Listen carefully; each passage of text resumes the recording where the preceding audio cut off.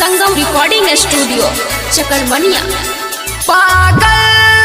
बना के गेलही दिल घायल कोई देलही दिल पागल बना के गेलही दिल घायल कोई तू देलही बीच रहिया मेघ छोड़ के हमारा रुआ तू देलही गए पागल बना के गेलही गए दिल घायल बना तू देलही पागल बना के गेलही गए दिल घायल बना तू देलही पागल बना के गेलही गए दिल घायल कई तू देलही पागल बना के गेलही गए दिल घायल कई तू देलही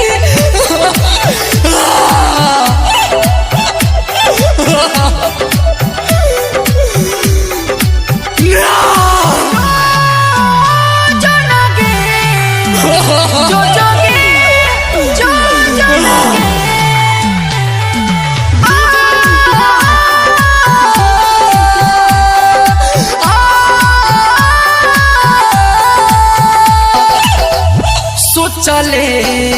रही हई नाई दिना देखावेल हमारा मिलता सोचले रही हई नाई दिना देखावेल हमारा मिलता हमार बगिया के रे फुलावा दोसर बगिया में जाके खिलता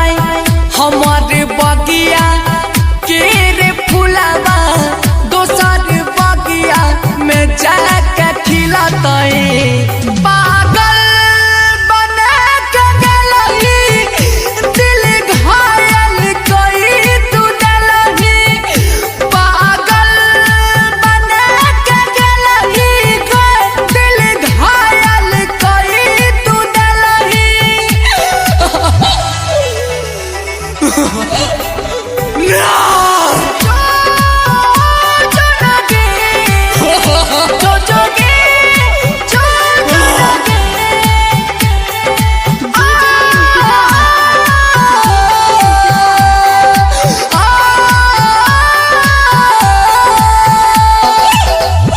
हरदम रही तरही अखिया के हमारा सोझा हरदम रही तरही अखिया के हमारा सोझा सागर सुमन के जा डालही गम के बोझा सागर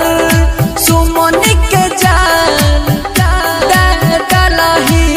गम के बोझा गए पागल बना के गेलही दिल घायल कई तू देलही पागल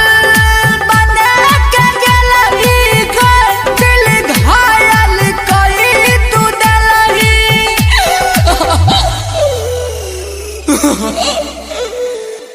संगम रिकॉर्डिंग स्टूडियो चकरमनिया।